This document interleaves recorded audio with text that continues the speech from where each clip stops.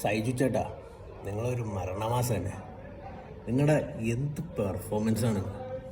സൂപ്പറായിട്ടുണ്ട്. 2025 മലയാളത്തിലെ റീസെൻ്റ്ലി കണ്ട ഏറ്റവും ഫീൽ ഗുഡ് സിനിമയാണ് അഭിലാഷ് ആൻഡ് ഷെറിൻ. ഈ രണ്ട് കഥാപാത്രമാണ് ഈ സിനിമയുടെ തൂണുകൾ. ജനീദ് കാച്ചപ്പള്ളിയാണ് ഈ സിനിമയുടെ റൈറ്റർ.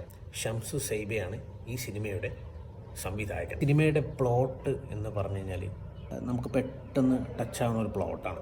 അതുകൊണ്ട് തന്നെ നമ്മൾ ഈ സിനിമ കണ്ട് നമ്മൾ ഇരുന്ന് പോകും. തുടക്കം മുതൽ അവസാനം വരെ നമ്മളെ ശരിക്കും പറഞ്ഞാൽ അതിശയിപ്പിച്ചു ഈ സിനിമ. എനിക്ക് ഏറ്റവും കൂടുതൽ ഇഷ്ടപ്പെട്ടത് ഈ സിനിമയിലെ ക്ലൈമാക്സ് ആണ്. അത് ശരിക്കും ഞാനിപ്പോൾ ഇവിടെ റിലീവ് ചെയ്ത് കഴിഞ്ഞാൽ നിങ്ങൾക്ക് കാണാനുള്ള ഒരു എന്താ പറയുക മൂഡ് പോകും.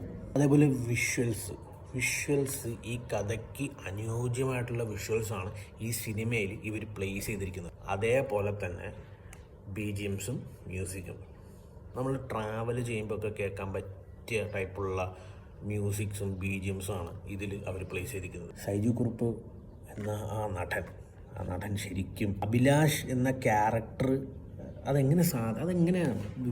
എങ്ങനെ അത് സാധിച്ചു എന്ന് എനിക്ക് ഇപ്പോഴും അത് മനസ്സിലാവുന്നില്ല. അവസാനം എത്തിയപ്പോൾ നമുക്ക് നമ്മൾ ഇമോഷണലി ഒന്ന് ഡൗണായി പോകും. സൈജു കുറുപ്പ്, തൻവീറാം, അർജുൻ അശോകൻ, ഇവർ 3 പേരും ഈ പടത്തിൻ്റെ ലീഡ് റോൾസാണ്. അതിൽ മെയിനായിട്ട് എനിക്ക് ഏറ്റവും കൂടുതൽ ഹാർട്ട് ടച്ച് ആയത് ഈ അഭിലാഷ് എന്ന് പറഞ്ഞ ക്യാരക്ടറാണ്.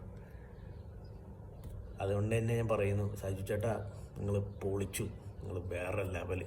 ഈ അഭിലാഷം സിനിമ കാണാത്തവരുണ്ടെങ്കിൽ കാണുക.